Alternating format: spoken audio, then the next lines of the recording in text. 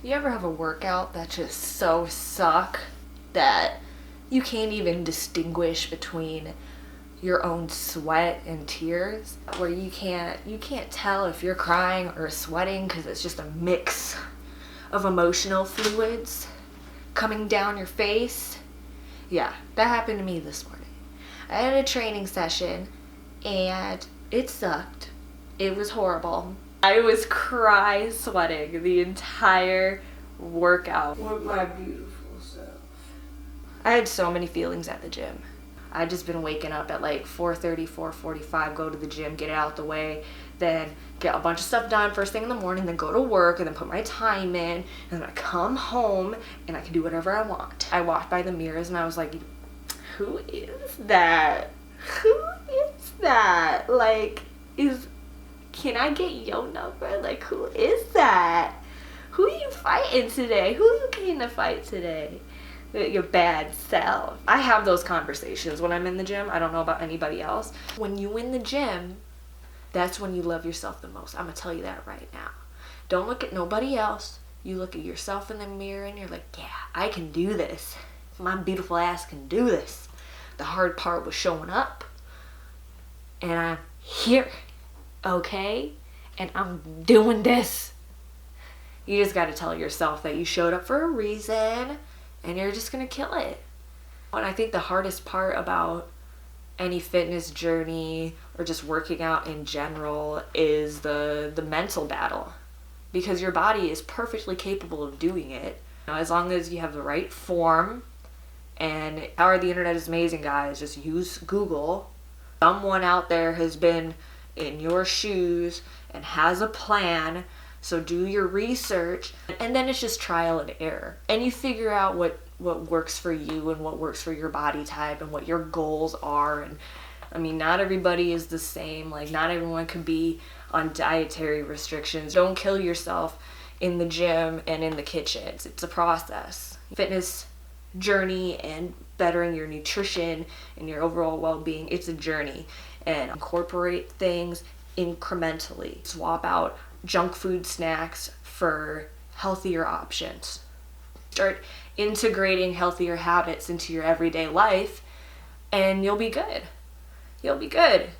I go through these phases where all I want to do is drink diet soda. You eventually wean yourself off. And yeah, sometimes you end up back in that cycle of this is what I have to have every single day, because your body gets so used to ingesting that stuff.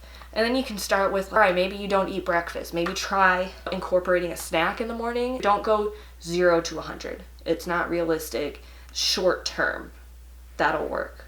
But if you're trying to, live a healthy life and improve your overall well-being, it's got to be incremental. It is a process. Nothing happens overnight. People that are very physically fit, it didn't happen overnight. And don't beat yourself up about it. If I want to indulge one weekend, especially like if it's like your birthday or you have family events and stuff like that, those are like one-off moments in time. You don't feel guilty about it. When you're on vacation, you shouldn't stress out about it, because long term, if you start integrating the healthier habits with your nutrition and your body gets used to working out, then it's second nature.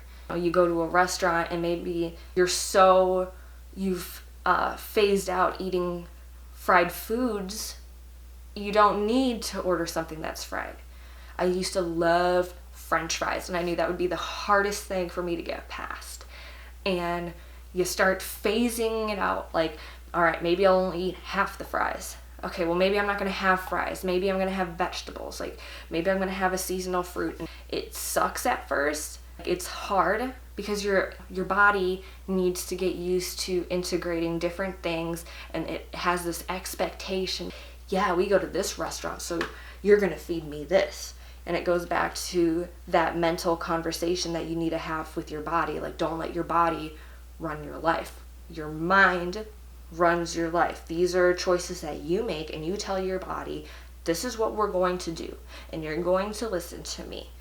Okay, and if you get that one-off craving, indulge in that craving. But you can also have healthy swaps There's always a healthy option. There's always a healthier option. Okay? It's trial and error with your body. It's trial and error. Are you one of those people like you have like 3 big meals, or do you have smaller portion snacks throughout the day? And that's what works for me, but it might not work for somebody else, especially if you work a job where you can't conveniently be snacking all day. So you can figure out what works for your lifestyle, and trust me, it's not the end of the world if you just suddenly indulge. Lord knows I have those weeks where I end up eating takeout every night because I'm so stressed. I'm an emotional eater. I stress eat. I have high anxiety, and then I beat myself up over it. But I tell myself, a certain point in time, I was eating very well and I was working out every day. My nutrition was on point, and I can do that. I'm perfectly capable of doing that. I'm not going to let my body run my life. Don't let your body run your life. I think that's a big mistake. What are you trying to prove? At that point, your mind runs your life. Okay? Mental well-being, self-care, all of that is super important. Take care of that stuff first, and then things like your nutrition and maybe how productive you are in a day. All of that will fall into place as long as you take care of what's going on up here. You can do it. You can do it. I believe in you. You can do it. You can do it. I've done it. And let yourself deal and cope with the challenging emotions along the way. It's normal.